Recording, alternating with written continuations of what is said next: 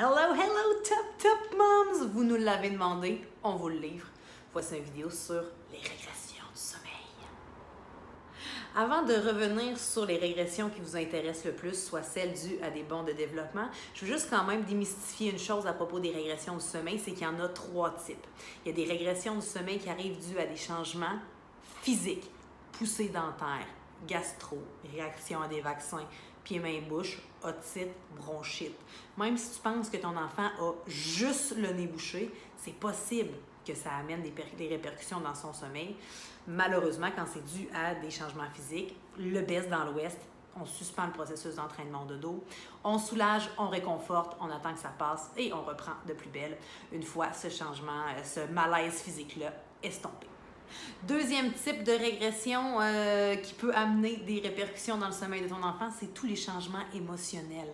Intégration à la garderie, un départ en vacances, un retour de vacances, un changement d'heure, une séparation parentale, un déménagement. Tout ce qui se passe dans la vie de ton enfant peut effectivement affecter son sommeil, que ce soit en bien ou en mal.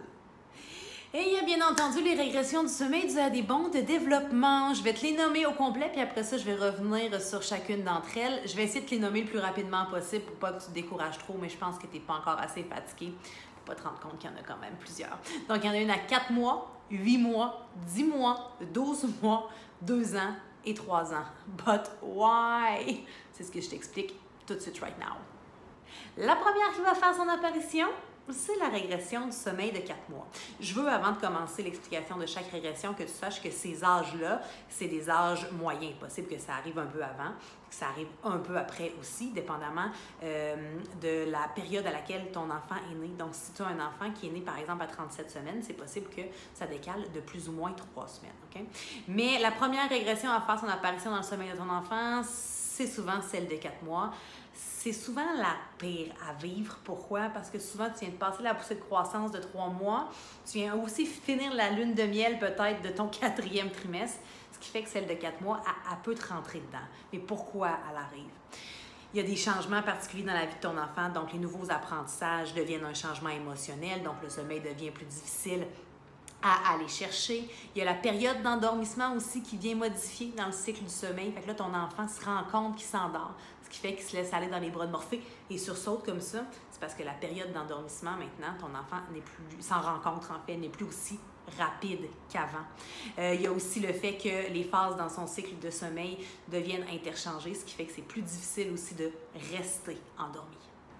Et avec tout ce beau melting pot de plein de changements, ben sache que ton enfant devient de plus en plus éveillé à la vie et que son premier répondant devient de plus en plus important pour lui. Donc, c'est normal qu'il veuille vérifier au cours de la nuit si tu es toujours là pour lui, parce qu'en fait, c'est comme une preuve d'amour qui est en train de te témoigner là. Bon, peut-être pas sur le bon décalage de l'horloge circadienne. On aimerait mieux ces preuves d'amour-là en période diurne qu'en période nocturne, mais voilà du bon côté, OK? À 8 mois, arrive la fameuse angoisse de séparation. Je reviens sur le thème angoisse de séparation, parce que la vraie angoisse de séparation, en fait, c'est 0-18 mois. Le premier répondant, papa ou maman, devient la fin du monde pour l'enfant. Donc, si vous n'êtes pas dans le décor, c'est bien difficile de vivre sa vie pleinement.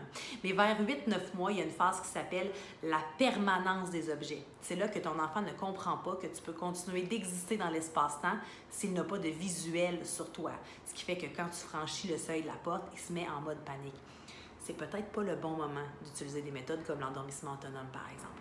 Autre fait intéressant qui peut se produire à cette période-là, tu as peut-être l'impression que ton enfant te niaise. C'est-à-dire que tu sors de sa chambre, il pleure, puis quand tu rentres, il est tout de bonne humeur. Ton enfant n'est pas en train de te niaiser. Il est juste content de constater que tu existes encore.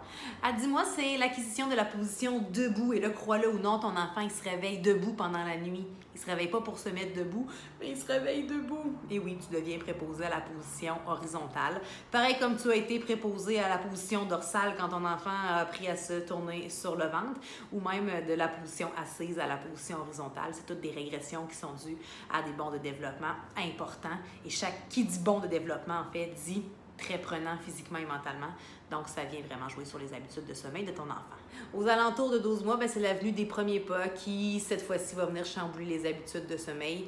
Ne t'en fais pas, tout est temporaire, rien n'est éternel, mais à acquérir cette nouvelle attitude-là, comme je le disais au préalable, c'est très prenant physiquement et mentalement. Ça vient jouer sur les habitudes de sommeil parce que plus un enfant dort, mieux il dort. Donc, plus il est fatigué, moins bien il dort. Logique de même. À 18 mois, c'est la transition au grand lit. Soit tu as transité ton enfant de sa bassinette, de son lit à barreaux à son grand lit, et tout d'un coup, il y a eu le sentiment de Reine des Neiges, d'être délivré et de pouvoir aller te rejoindre dans le salon. Donc, veux pas, ça prend une réhabilitation au niveau des habitudes de sommeil. Ou encore, si ton enfant est encore dans sa bassinette, c'est peut-être signe qu'il faudrait maintenant le transférer dans son grand lit parce qu'il se sent un peu coincé. À 24 mois, je t'apprends rien, c'est le fameux terrific two, une crise d'adolescence dans un corps d'enfant de 2 ans. J'apprends que j'ai une opinion, j'apprends à dire non. Donc, effectivement, ça peut venir jouer sur les habitudes de sommeil de ton enfant. Et aux alentours de 3 ans, souvent, c'est l'aptitude langagière, les nouveaux mots qui peuvent venir effectivement jouer sur le sommeil de ton enfant. Si tu as des questions sur les régressions, tu sais où nous trouver, parce que les miracles du sommeil, ça, c'est nous autres.